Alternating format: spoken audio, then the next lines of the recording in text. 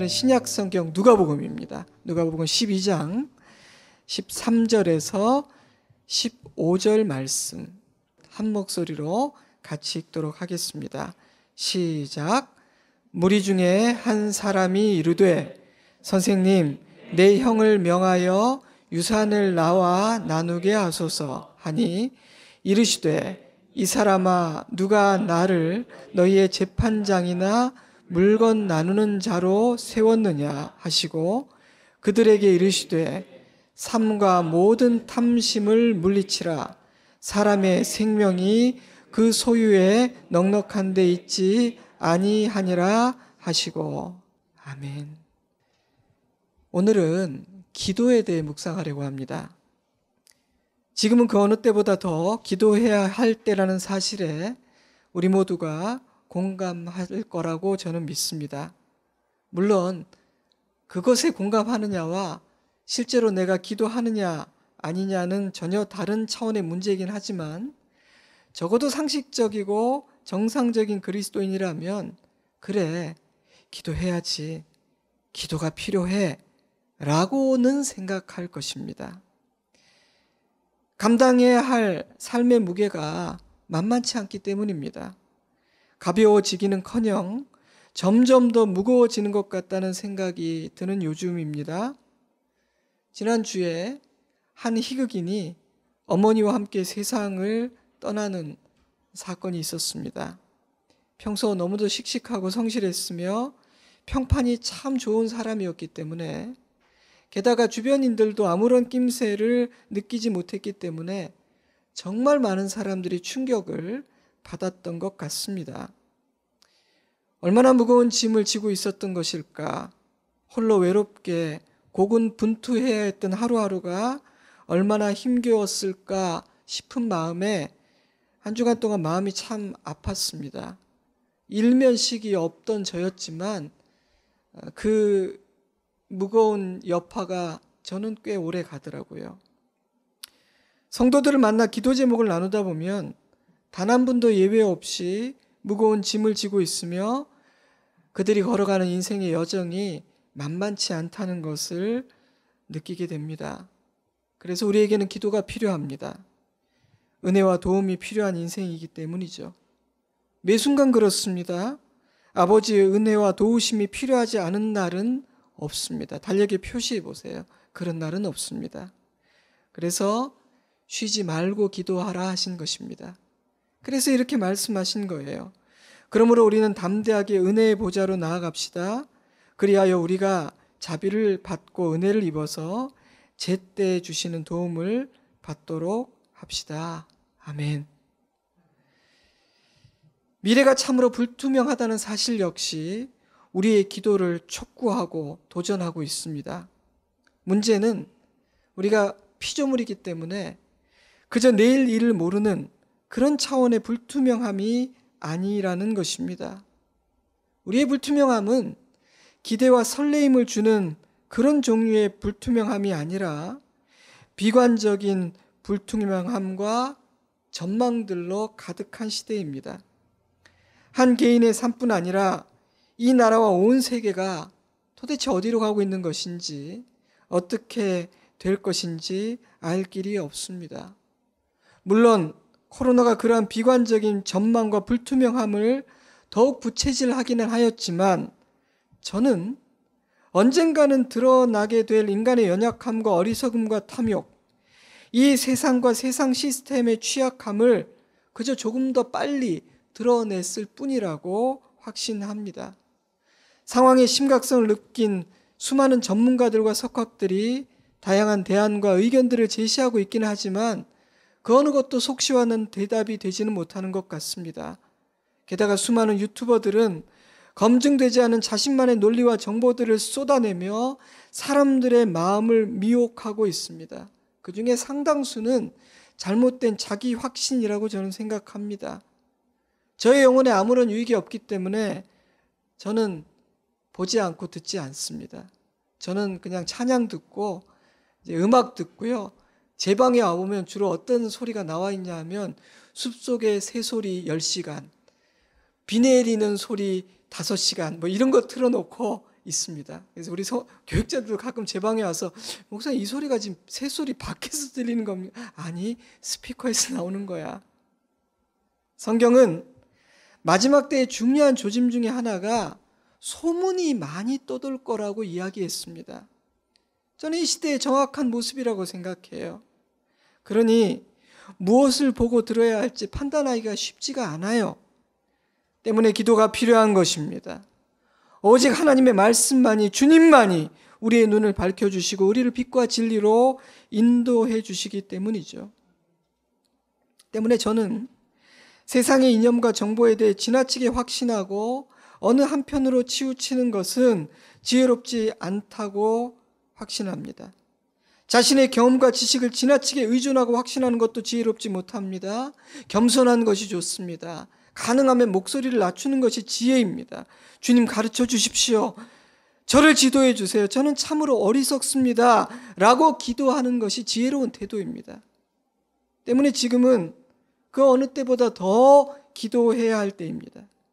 삶의 무게는 만만치 않고 세상은 더 사나워지고 있으며 미래는 불투명하여지는데 저와 여러분에게는 지혜도 분별력도 없기 때문입니다. 세상이 시끄럽고 불확실해지면요, 사람들은 총을 사고 생필품을 사재기 합니다. 안전한 투자처를 찾습니다. 그러나 진정한 그리스도인은 조용히 기도의 자리로 나아갑니다. 무릎을 꿇습니다. 사랑하는 성도 여러분들이요, 여러분들은 기도하고 계십니까? 요즘 우리의 기도 생활은 어떠합니까? 기도란 무엇인가? 사람들은 기도에 대해 참으로 다양한 정의를 내립니다.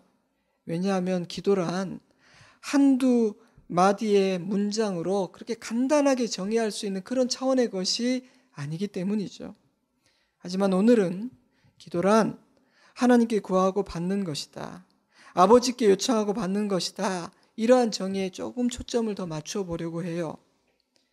하나님께 무엇인가를 요청하고 받는 것, 그것은 절대 천박한 기복신앙이나 세상적인 신앙이 아닙니다. 그것은 하나님의 자녀들에게 허락된 특권이고 약속입니다.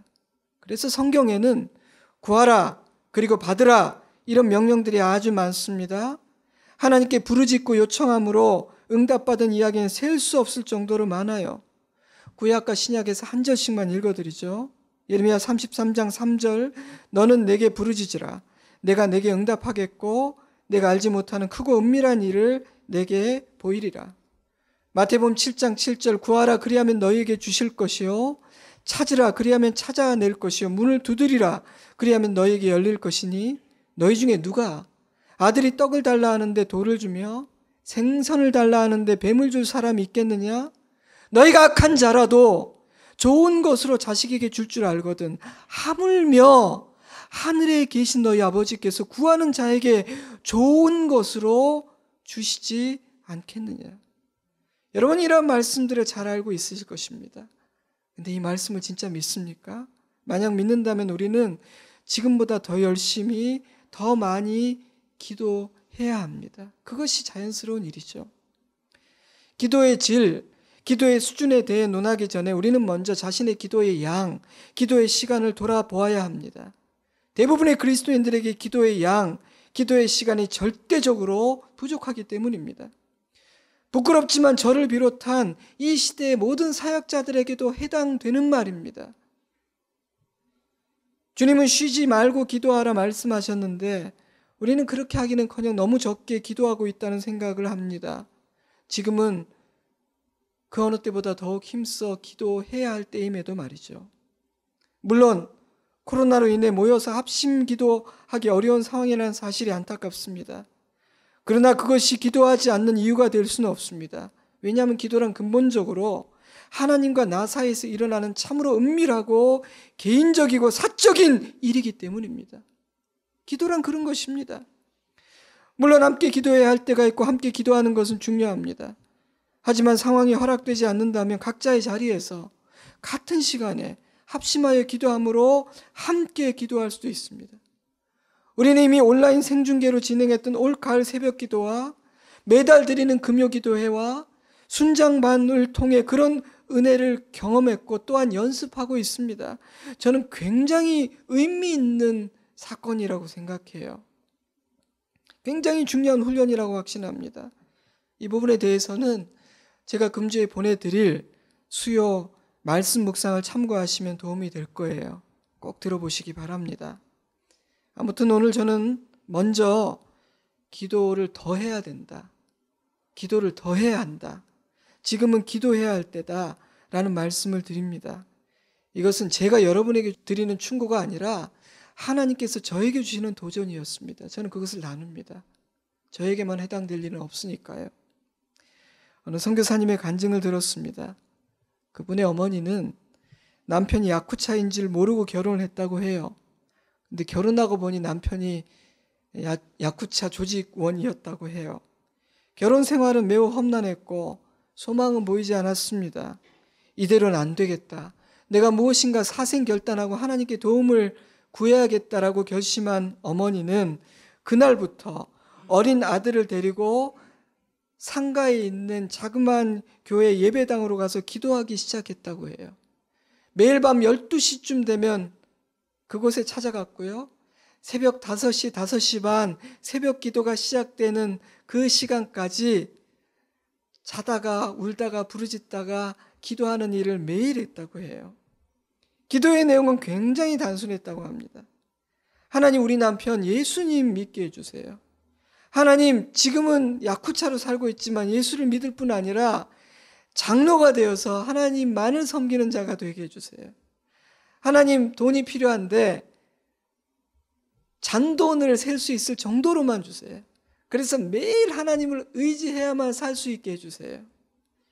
하나님, 저는 드릴 것이 아무것도 없어서 내 두 아이를 드리니 이 아이를 당신의 일에 마음껏 사용해 주세요.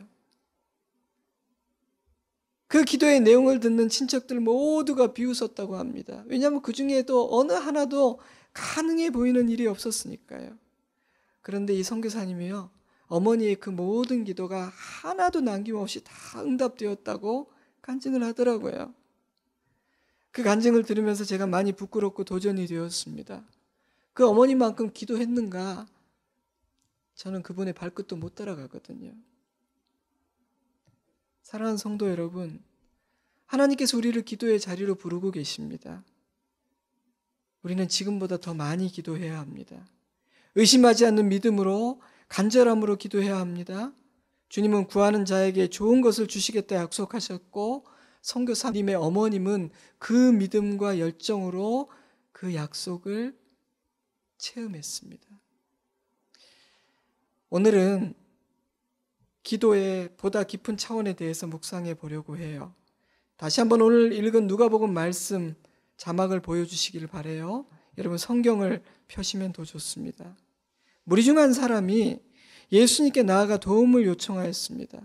제가 여러분에게 기도는 주님께 요청하고 받는 것이다 말씀하였으니 이 장면은 기도의 장면이죠. 이렇게 시작된 이 이야기는 우리가 너무나 잘 알고 있는 어리석은 부자의 이야기로 끝이 납니다. 본문을 묵상하는 가운데 몇 가지 질문이 저에게 떠올랐어요. 저는 한 주간 내내 그리고 오늘 아침에도 그 질문을 제 자신에게 던지고 그 질문에 대답하고 하나님께 고백하고 기도하는 시간을 가지면서 한 주간을 보냈습니다. 저는 오늘 그 질문들을 여러분에게도 드리려고 해요. 여러분 각자가 여러분의 대답을 내놓으시기를 바라요. 꼭 오늘 이 자리에서 내놓으시지 않아도 됩니다. 그렇게 할 수 있는 쉬운 대답은 아닙니다. 한 주간 내내 묵상하면서 대답을 해보세요.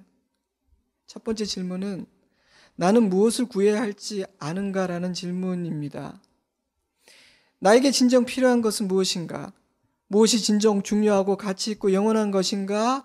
라는 질문이기도 합니다. 물론 우리는 우리의 현실적이고 실제적인 필요들을 구해야 합니다. 하나님께서 그렇게 하라고 말씀하셨고 우리가 구하면 우리의 모든 필요를 채워주시고 필요한 은혜 주시겠다고 약속하셨기 때문입니다. 그러므로 우리는 나의 구체적이고 현실적인 필요를 아버지께 요청해야 합니다. 이 땅에서의 삶을 위해서 기도해야 하는 것이죠. 하지만 저와 여러분의 기도가 단지 그 수준에만 머물러서는 안 됩니다. 우리의 기도는 점점 더 깊어져야 합니다. 우리의 기도의 제목과 주제에 변화가 생겨야 합니다. 오늘 본문에는 한 사람이 등장해요. 이 사람은 예수님의 소문을 들었고 또한 직접 예수님의 말씀을 들으면서 와, 이분은 굉장히 위대한 분이구나, 보통 분이 아니셔 생각했던 것 같습니다. 그래서 예수님께 이렇게 요청했어요. 위대한 스승이시여, 저희 집에 유산 상속으로 인한 형제간의 갈등이 생겼습니다.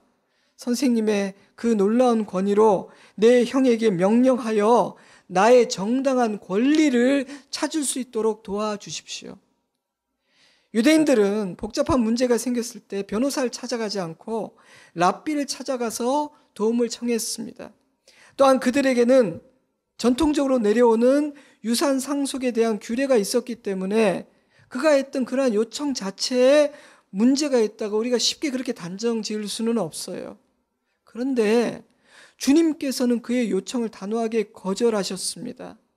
보통은 귀를 기울여 주시고 조언하시거나 도와주시는데 그렇게 하지 않으셨어요. 그 이유는 그에게 그보다 더 중요한 진정한 진짜 필요가 있었기 때문입니다.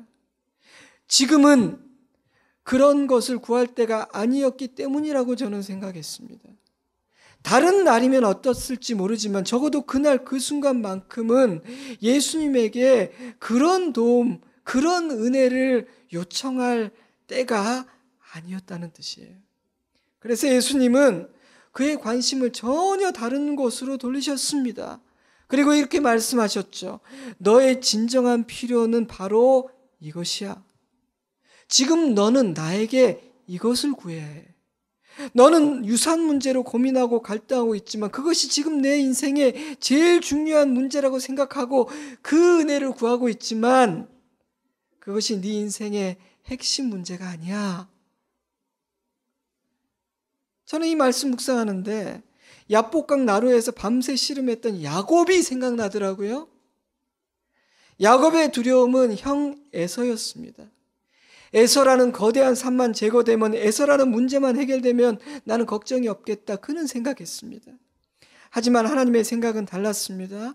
하나님은 에서의 이응자도 꺼내지 않았습니다. 하나님은 밤새 야곱과 씨름하며 그를 연단시키고 부서뜨리고 훈련시키셨으며 결국은 그의 환도뼈를 위골시키시고 그에게 새 이름을 주셨습니다. 그것이 하나님의 처방이었어요. 야곱의 관점과 하나님의 관점이 전혀 달랐던 것이죠. 이런 일은 우리에게도 종종 일어나는 일입니다. 기도 중에 우리의 기도 제목이 바뀌는 것이죠. 지금 나에게는 이것이 필요해 라고 생각하며 기도를 시작하였는데 기도하다 보니 내가 전혀 의도하지 않았던 다른 은혜, 다른 도움을 구하게 되는 것입니다. 요청하러 나아갔다가 무엇인가를 요청하고 받으려고 나아갔다가 회개하게 됩니다.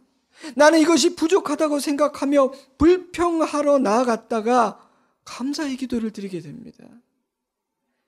만약 여러분이 그런 은혜를 경험해 보셨다면 여러분은 그래도 꽤 깊은 기도의 자리까지 나아가 본 경험이 있는 사람이에요. 그런데 왜 기도의 자리에서 그런 일이 일어나는 것일까요? 기도의 자리에서 비로소 우리의 영의 눈이 밝아지고 맑아지게 되기 때문입니다. 그래서 진정한 필요, 진정 가치 있는 것, 정말 중요한 것에 대해 눈을 뜨게 되기 때문입니다. 바로 그것이 기도 중에 경험하게 되는 성령의 도우심입니다. 근데 문제는요, 그런 은혜는 오직 기도하는 사람만이 누릴 수 있는 은혜라는 것입니다. 그러니 기도하는 자와 기도하지 않는 자가 같을 수 있겠습니까? 기도의 유무가 큰 차이를 만들 수밖에 없는 것입니다. 사랑하는 성도 여러분, 나는 무엇을 구해야 할지 아는 자라고 생각하십니까? 지금 내가 구하고 있는 은혜와 도움은 내가 중요하다고 여기는 그것은 적시에 구하는 최선의 것이라고 생각하십니까? 나는 나의 생각을 주장하고 고집하는 것이 아니라 주님께서 가르쳐 주시기를 기도하고 있습니까? 성경을 읽어보면 주님은 종종 무엇을 원하느냐 이렇게 물어보십니다. 지난주 보내드린 수요 말씀 묵상 들으셨죠? 하나님께 솔로몬에게 나타나 그렇게 물으셨습니다. 내가 너에게 무엇을 주랴? 너는 내게 구하라. 와! 솔로몬은 대답할 준비가 되어 있었습니다. 저는 저와 여러분도 그러하기를 바랍니다. 평소에 주님과 동행하는 사람일수록 세상의 정보와 지식이 아니라 하나님의 소리와 살아간 사람일수록 말씀과 기도의 내공이 쌓여있는 사람일수록 준비된 사람일 가능성이 높습니다. 저는 우리가 그러하기를 바랍니다. 두 번째 질문은 나는 하나님이 나에게 무엇이 필요한지 가장 좋은 것, 가장 중요한 것이 무엇인지 알고 계신다고 믿는가? 라는 질문입니다.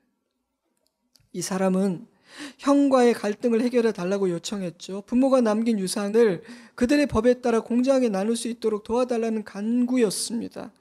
근데 예수님은 사람의 생명은 소유의 넉넉함이 있지 않다 말씀하시며 네가 하나님 앞에서 부유한 자가 되어야 된다고 말씀하셨습니다. 이 이야기는 이렇게 끝이 나요. 하나님은 이르시되 어리석은 자여 오늘 밤에 내 영혼을 도로 찾으리니 그러면 내 준비한 것이 누구의 것이 되겠느냐 하셨으니 자기를 위하여 재물을 쌓아두고 하나님께 대하여 부여하지 못한 자가 이와 같으니라. 제가 전에는 이 말씀을 묵상해 해보지 않았던 생각인데 이번에 문득 든 생각은요. 혹시라도 이 사람의 남은 날이 그리 길지 않았던 것은 아닐까라는 생각이 문득 들더라고요. 만약 그렇다면 그에게 재산 상속의 문제는 제일 중요한 핵심 이슈가 아니에요. 그렇죠? 어쩌면 그래서 주님은 이 땅의 일에 대해서 요청하는 그에게 영생의 문제, 영원의 문제를 거론하신 것일지도 몰라요. 물론 저의 상상이에요. 그러한 주님의 말씀에 대한 이 사람의 반응은 기록되어 있지 않아요. 누가복음에만 기록된 이야기인데 누가는 그 부분은 생략합니다. 오 주님, 당신의 말씀이 정말 옳습니다. 지금 나에게 필요한 것은 영생의 말씀이에요. 더 가르쳐 주십시오. 그래요, 형의 문제 뒤로 하고요, 저 주님 말씀을 더 듣고 싶어요 라고 했는지. 됐습니다. 도와달라고 했더니 엉뚱한 얘기 하시네요. 알았어요, 상속 문제 전문 변호사 찾아갈 겁니다 이렇게 말했는지 우리는 알 수가 없어요.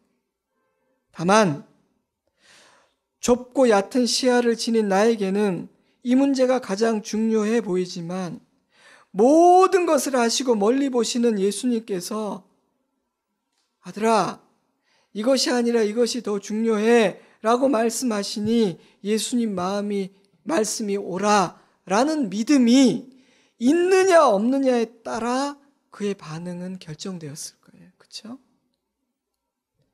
사랑하는 성도 여러분, 여러분에게는 그런 믿음이 있습니까? 제가 굉장히 부족한 사람이에요. 진짜 지혜도 없고. 근데 이런 믿음은 있어요. 하나님이 언제나 내 생각보다 옳으시다. 여기서 세 번째 질문으로 넘어갑니다. 세 번째 질문은요, 그렇다면 나는 하나님께서 나에게 주시는 것이 가장 좋은 것임을 믿고 감사함으로 받을 수 있겠는가? 라는 질문입니다.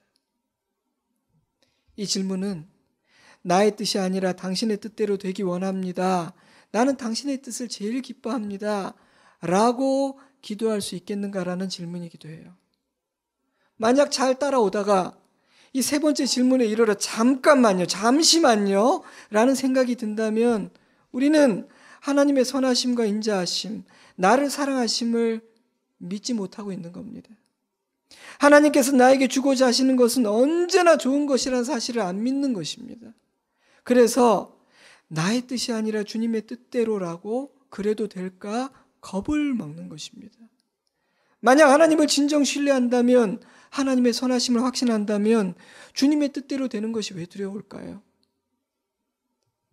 바로 그것이 에덴 동산에서 뱀이 했던 일이에요. 뱀이 여자에게 이르되 너희가 결코 죽지 아니하리라. 너희가 그것을 먹는 날에는 너희의 눈이 밝아져서 하나님과 같이 되어 선악을 알 줄 하나님이 아심이라. 무슨 말입니까? 하나님께서 너희에게 주신 말씀은 너희를 위한 최선의 말씀이 아니라는 뜻입니다.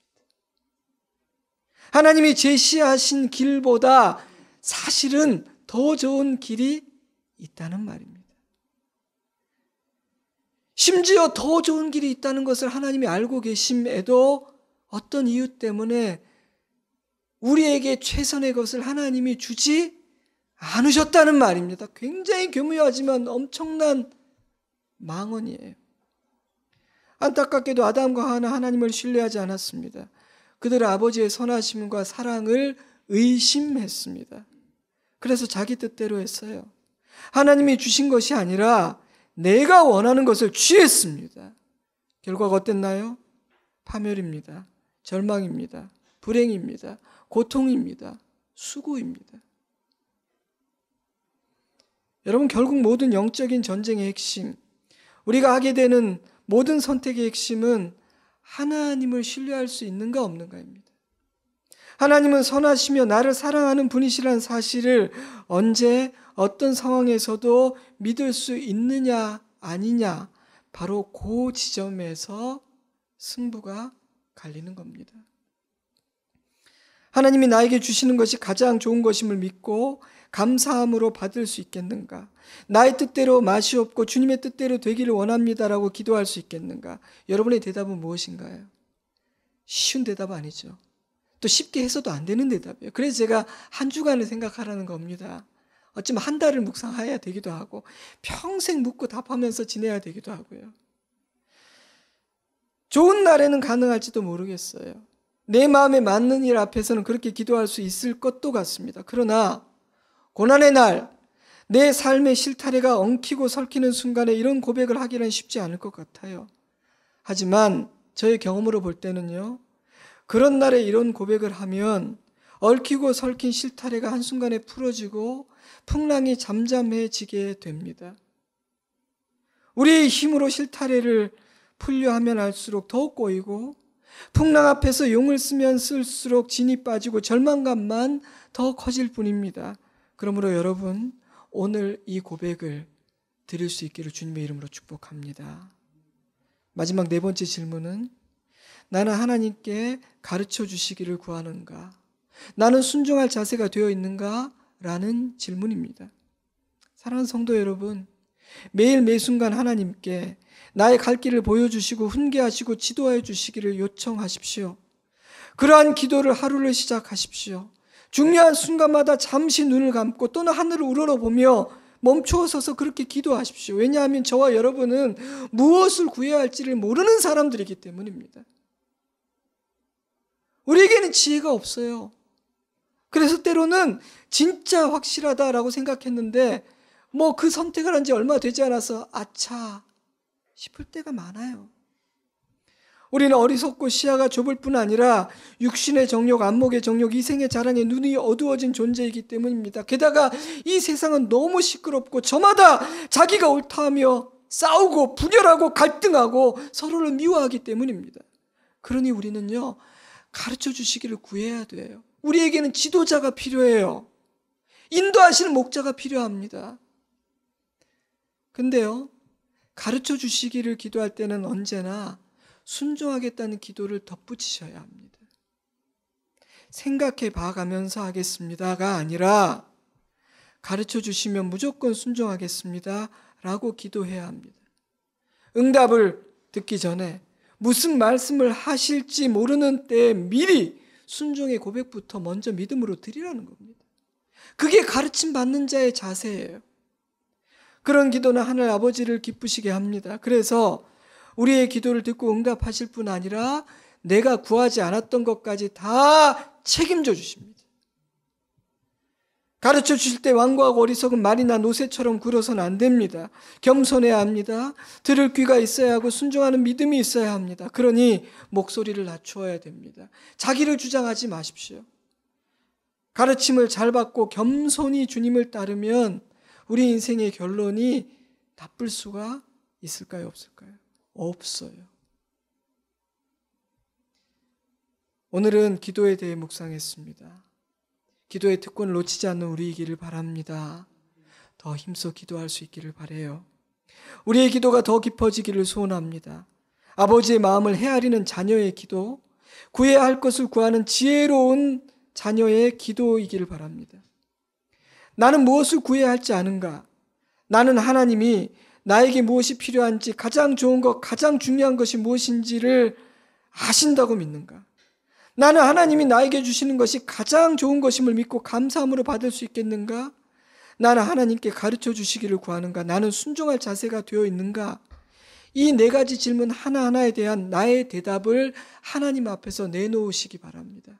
하나도 스킵하고 피하지 마시기 바라요. 그리고 자신을 진단해 보시기 바랍니다. 누가 나를 너의 재판장이나 물건 나누는 자로 세웠느냐? 이 질문 안에는 너는 나를 누구라고 생각하는 거냐? 라는 질문이 담겨 있습니다. 굉장히 중요한 질문이죠. 왜냐하면 이 질문에 대한 대답이 무엇이냐에 따라 기도의 내용과 기도의 스케일이 달라지기 때문이에요. 나의 하나님이 어떤 분이신지를 아는 여호수아는 막 태양에게 겁없이 명령도 하는 거예요. 막 태양아 멈춰라. 시간의 주인이신 하나님께 순종하라. 어느 날 예수께서 제자들에게 물으셨습니다. 사람들이 나를 누구라 하느냐? 제자들이 대답합니다. 더러는 세례요한, 더러는 엘리야, 어떤 이는 예레미야나 선지자 중에 하나라 하다이다. 예수님 다시 물으십니다. 그렇다면 너희는 나를 누구라 하느냐? 베드로가 대답합니다. 주는 그리스도시요 살아계신 하나님의 아들이시니이다. 바요나 시모나 내가 복이 있도다. 예수님은 베드로의 대답을 너무너무 기뻐하셨고 그를 크게 칭찬하셨습니다. 사랑하는 성도 여러분, 하나님께서 가장 기뻐하시는 것이 무엇인지를 이 대화는 보여줍니다. 하나님이 가장 기뻐하시는 것은요, 우리가 하나님을 위해 무엇인가를 행하는 것이 아니라 우리가 하나님을 바르게 하는 겁니다. 정확하게 하나님이 어떤 분이신지를 아는 것입니다. 그래서 바로 믿는 것입니다. 주를 위한 행동도 중요하지만 주를 올바르게 아는 신앙 고백이 가장 중요하다는 뜻이에요. 누가 나를 너희의 재판장이나 물건 나누는 자로 세웠느냐라는 말씀은 바로 그 부분을 지적하는 말씀이에요. 예수님께 나와 요청했던 그 사람은 자기 앞에 서 계신 분이 누구신지 몰랐기에 엉뚱한 것을, 사소한 것을 구했다는 뜻입니다. 주님이 누구이신지, 그분의 뜻이 무엇인지를 모르면 우리도 엉뚱한 것을 구하게 됩니다. 엉뚱한 열심을 내게 됩니다. 사랑하는 성도 여러분이요, 여러분의 하나님은 어떤 분이십니까? 나는 나를 향한 아버지의 마음을 이해하고 있습니까? 아버지가 주고자 하시는 그것을 나도 구하고 그것이 나에게도 소중합니까? 그래서 나는 정말 나에게 필요한 적시의 은혜, 적소의 은혜를 구하고 있습니까? 때문에 우리는 주님 주시는 모든 것을 좋은 것으로 믿고 감사함으로 받을 수 있습니까? 우리는 하나님을 그분의 권세와 권위에 맞는, 격에 맞는 대우를 해드리고 있습니까? 하나님을 아는 지식은 우리 기도의 내용과 스케일을 다르게 만듭니다. 사랑하는 성도 여러분들, 오늘부터 더 많이 기도할 수 있기를 바랍니다. 원래 기도는 하나님과 나와의 개인적인 차원의 일이에요. 기도의 시간이 늘어나기를 바랍니다. 또한 우리의 기도가 주님의 뜻에 합당한 기도이기를 바랍니다. 신앙생활을 하면 할수록 나의 진정한 필요와 은혜, 진정 가치 있고 중요한 것들이 무엇인지를 깨닫고 구하게 되는 우리이기를 우리 주님의 이름으로 축복합니다. 아멘. 기도하겠습니다. 여러분, 조용히 눈을 감고 오늘 우리에게 주신 이 말씀을 묵상하며 기도합시다. 네 가지 질문 다 생각 안 해도 좋아요. 그 중에 하나, 말씀 전체 들으면서 나에게 강하게 날아오는 그 주님의 펀치, 그 하나를 붙들고 기도해도 괜찮습니다. 피하지 맙시다. 저항하지도 맙시다. 하나님 앞에 기도드리겠습니다. 기도합니다. 아버지 하나님, 아버지 하나님, 주님 앞에 기도합니다.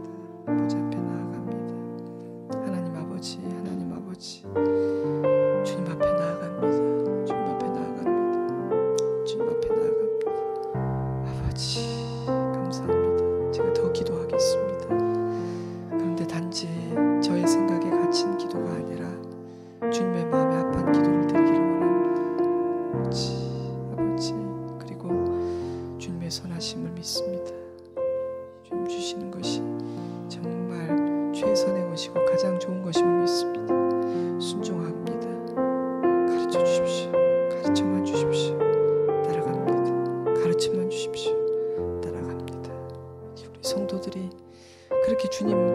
안에서 변화되고 깨어지고 새롭게 되는 우리 성도들 되게 하여 주시옵소서.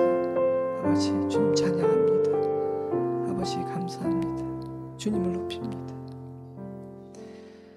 하나님 감사합니다.